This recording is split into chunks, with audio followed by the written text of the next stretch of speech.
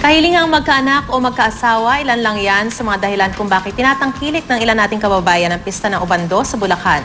Tunghayan natin yan sa balitang hatid ni Bam Alegre. Bawat indak may hiling na kaakibat. Bawat indayog, isang pagpapatibay ng pananampalataya. Ito ang sikat na pista ng Obando, Bulacan, na dinarayo ng mga debotong humihiling ng anak o di kaya makakatuwang sa buhay. Last time, ang hiniling namin, makasal kami. Nagkatotoo naman po. Nagkatotoo. Para sa buhay po, tsaka gusto talaga namin magkaanak eh. 3 araw ipinagdiriwang ang pista.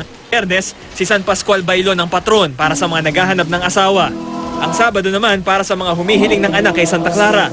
Ang pagsayaw ng pandango ang pumalit sa lumang fertility dance para sa mga hindi magkaanak. Meron din namang nag-aalay ng itlog kay Santa Clara para sa magandang panahon. Yung itlog na sumisimbolo sa araw, yung albume na tinatawag, yun yung kahulugan ng pangalan ng Clara. Sa linggo naman ang pagdating ng mga debotong humihiling ng masaganang buhay sa Birhen ng Salambao.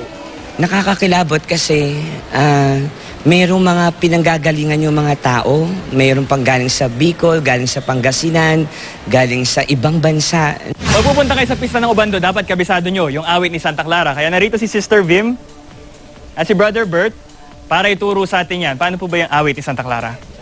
Santa Clarang pinong-pino, ang pangako ko ay ganito.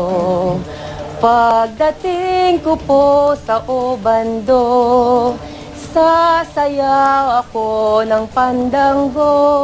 At may kalye version pa yung kantang yan. Brother Bert?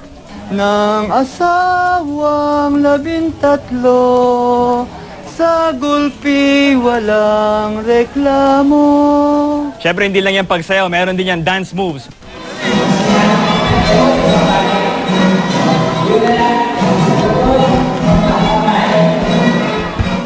Pero ayon kay Father Vin Hison, hindi lang daw puro kahilingan ang ipinupunta ng mga deboto. May ilang din nagpapasalamat para sa mga himala at pagpapalang kanilang tinatamasa. Marami nagpapasalamat. Mga dumadating dito, sila na yung bunga, sila na yung mga anak. Bam Alegre, GMA News.